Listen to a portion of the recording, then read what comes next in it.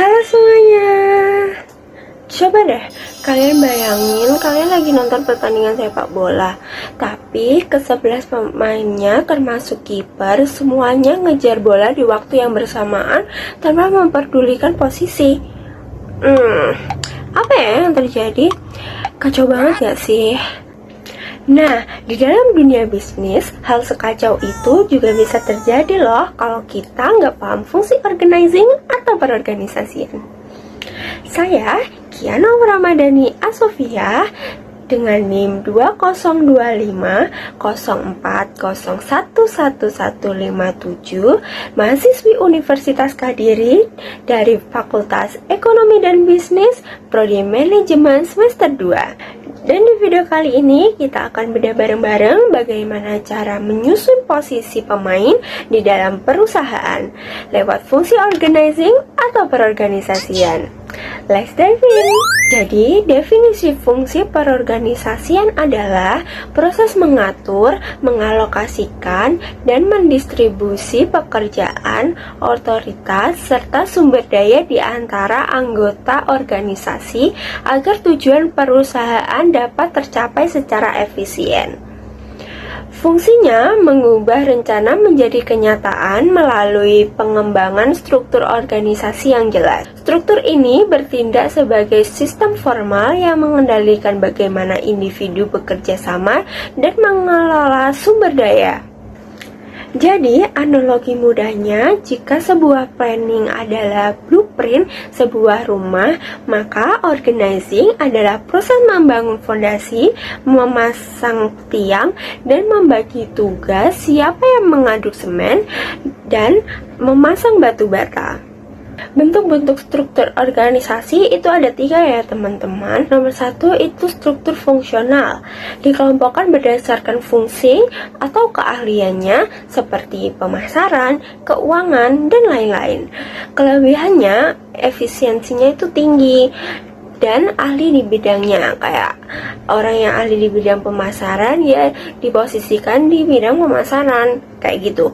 Terus kelemahannya itu munculnya ego sektoral antar divisi. Nomor 2 ada struktur divisional, dikelompokkan berdasarkan pasar, produk, atau wilayah geografis. Kelebihannya lebih fleksibel dan fokus pada konsumen. Kalau kelemahannya itu ada di biaya operasional, karena biaya operasionalnya itu lebih tinggi karena duplikasi fungsi. Nomor 3 itu ada struktur matriks gabungan fungsional dan divisional. Jadi kayak karyawannya tuh punya 2 atasan. Kelebihannya komunikasi lintas fungsi sangat kuat, dan ada juga kelemahannya yaitu bisa memicu konflik dualisme kepemimpinan. 4 pilar utama dalam organizing. Pilar 1, pembagian tugas, division of work atau job specialization, memecahkan tugas-tugas besar menjadi tugas-tugas kecil yang lebih spesifik.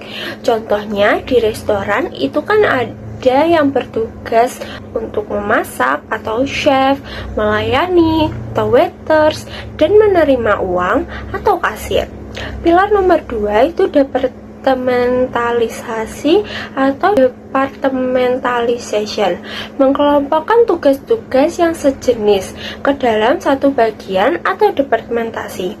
Contohnya departemen keuangan, departemen pemasaran, dan departemen HRD. Pilar 3 itu hierarki, menentukan rantai komando, chain of command dari atas ke bawah. Ini memperjelas siapa yang melapor kepada siapa, atasan sampai bawahan. Pilar 4, koordinasi atau coordination, proses mengintegrasikan seluruh aktivitas departemen agar berjalan selaras dan tidak berjalan sendiri-sendiri. Terdapat 2 asas prinsip pengambilan keputusan. 1. Sentralisasi. Sentralisasi adalah pemusatan seluruh wewenang dan pengambilan keputusan pada tingkat pemimpin tertinggi, cocok untuk kondisi krisis yang butuh keputusan cepat dari satu komando. Dalam sistem terpusat, komando dan kebijakan strategis mengalir dari atas ke bawah.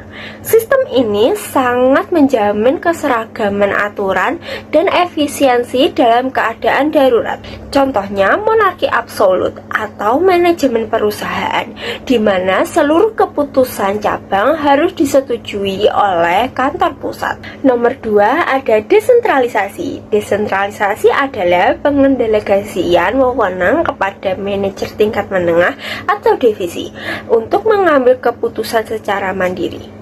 Cocok untuk perusahaan kreatif yang butuh inovasi cepat dan pemahaman pasar lokal dari bawah.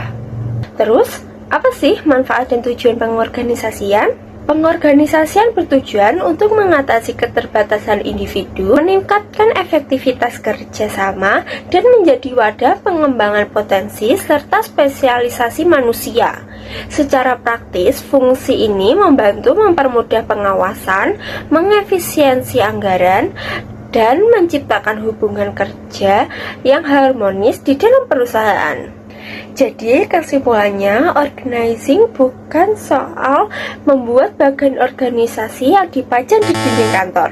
Organizing adalah tentang bagaimana kita membuat tugas secara adil, menaruh orang yang tepat di tempat yang tepat, dan memastikan semua divisi berjalan beriringan menuju satu tujuan.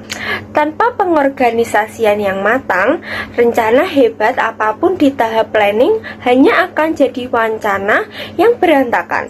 Organisasi yang baik adalah organisasi yang fleksibel namun tetap terstruktur dengan jelas.